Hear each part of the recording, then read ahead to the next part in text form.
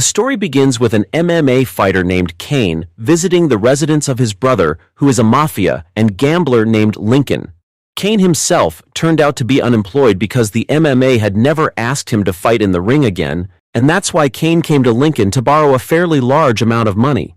Lincoln then said that all this time, Kane did not want to lose for the sake of the bet that he and his friends made, and it was revealed that from the beginning, Kane himself labeled himself as an honest fighter.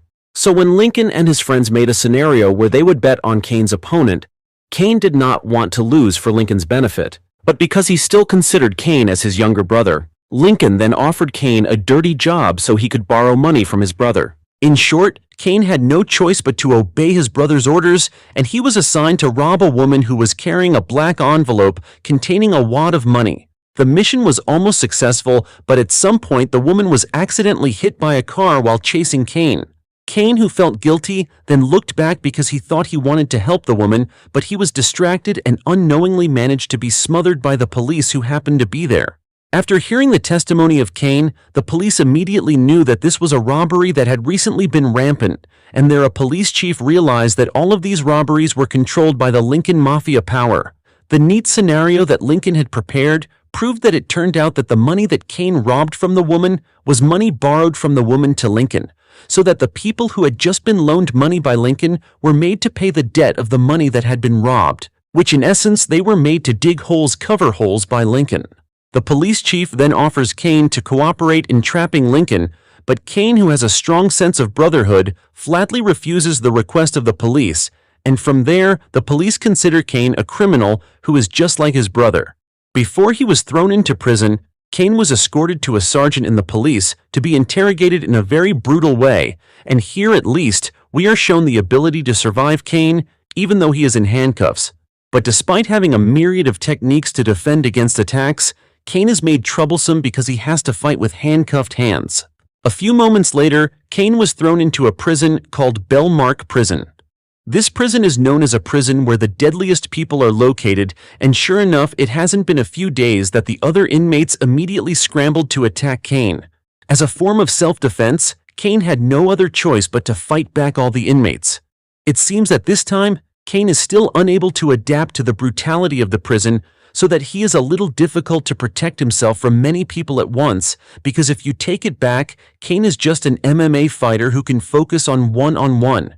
After the fight, Kane had to accept the fact that half of his jaw and teeth were broken so that they had to be permanently replaced by iron teeth and jaws, and this made him look even more fierce than before. After a few days of treatment, Kane was visited by his mother, who was very worried about her son.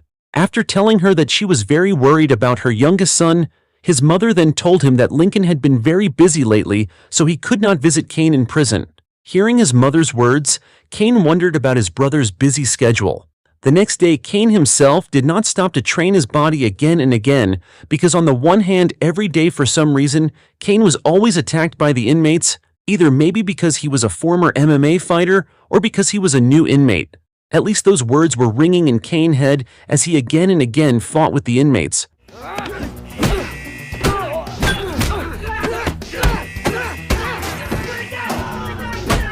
Although his actions were considered actions to defend himself, the head of the prison still considered that what was done by Kane was an act that harmed others, so that his prison sentence was added to 6 months, and Kane could only accept the unfair decision gracefully.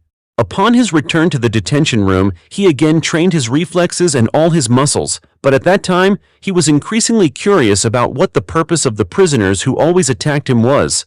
Until one day when Kane, who was attacked by the prisoners, now attacked them all back, and here it is also shown that he has begun to get used to being ganged up so that his reflexes can easily take down all his opponents alone.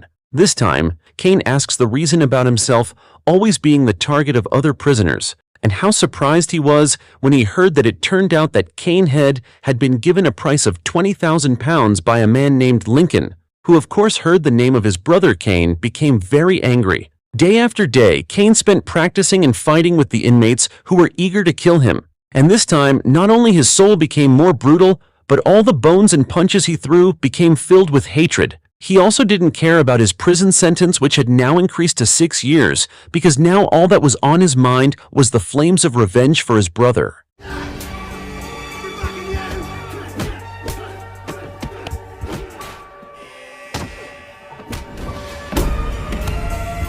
3 years later, Kane was visited again by his mother. Initially, Kane intended to report to his mother about the problem of him now wanting to be killed by his brother. But before he managed to say it all, Kane's mother first told him a bad news, which turned out that his mother's arrival after 3 years of disappearance might be his mother's last time coming because his own mother was fighting cancer. Hearing that, Kane became very sad because in his mother's last days, Kane spent more time in prison. After getting news about his mother's illness, Kane wanted to free himself immediately, and he devised a plan so that he could meet the police chief who had offered him cooperation to arrest Lincoln, but to get the opportunity, he first had to create chaos in prison. After doing so, Kane was hospitalized in a public hospital, where as expected, the police chief who had invited him to work together came to visit him.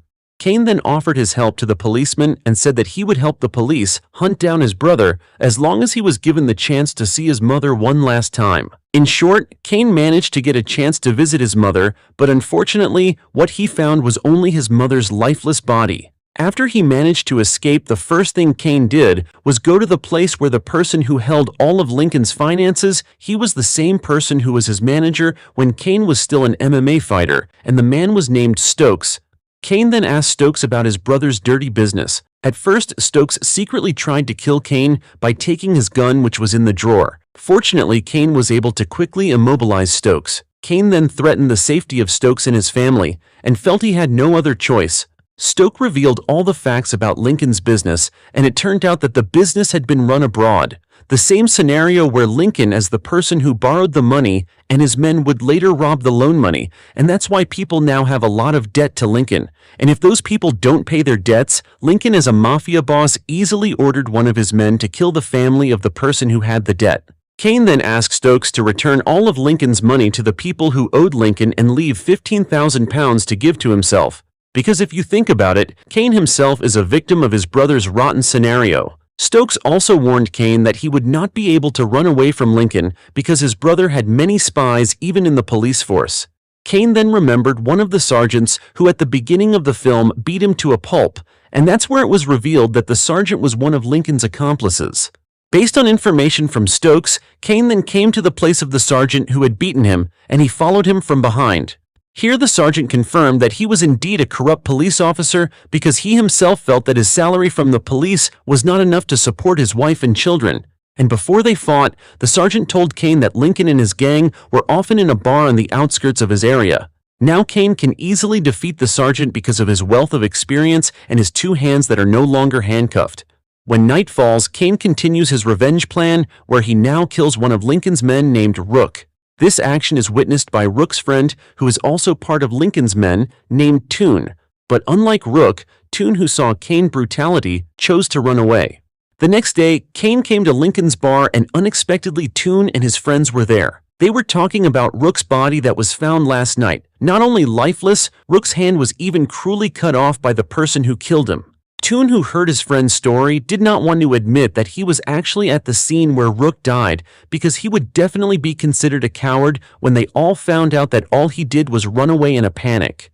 Kane, who knew the facts about the incident, then asked Toon if he really wasn't at the scene or just didn't want to be considered a coward, and suddenly a small fight broke out. Who are you fuck wanker?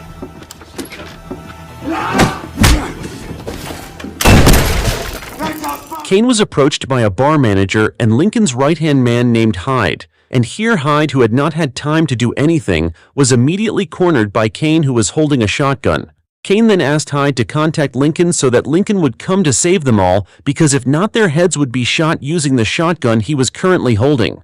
Not only that, Kane also threw Rook's hand to prove that he did not hesitate to finish them all off very sadistically. Not long after they were all secured by Kane, there was a knock on the door from outside, indicating that Lincoln and his group had come to fulfill the summons from Hyde.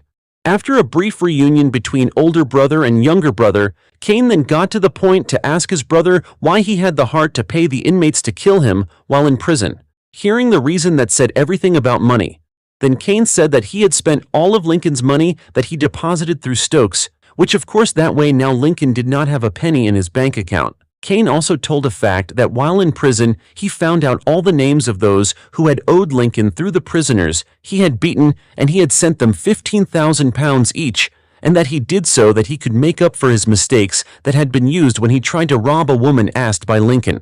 Knowing all the things explained by his brother, Lincoln was furious and ordered dozens of his men to beat Kane. And this is when Kane showed the results of the training and torture he had received in Hell Prison. And it also made Lincoln, as his brother, shocked at how strong Kane is now after years of torture in prison. When fighting against Lincoln's men, Kane was beaten and even stabbed with a knife. But he could accept all of that as if it were not a threat. It was proven that all of his muscles and joints were very hard so that he could withstand pain from almost all types of attacks.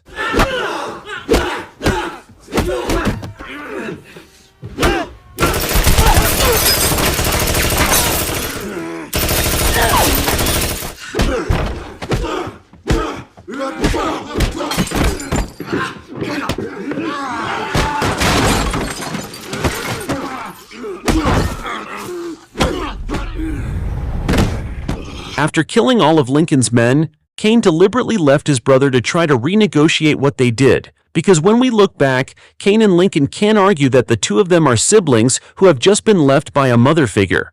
On the one hand, Kane realized that he had to forgive his brother, even though what his brother had done was very cruel to him, but on the one hand, Lincoln apparently only considered Kane as a person who hindered his business, and then suddenly Lincoln shot. It turned out that the shotgun that Lincoln pointed at Kane had no bullets, so Kane could only laugh at the rottenness of his brother's nature. Lincoln then took a knife and tried to kill Kane with his own hands, and with a heavy heart, Kane was forced to protect himself, resulting in him having to kill his own brother.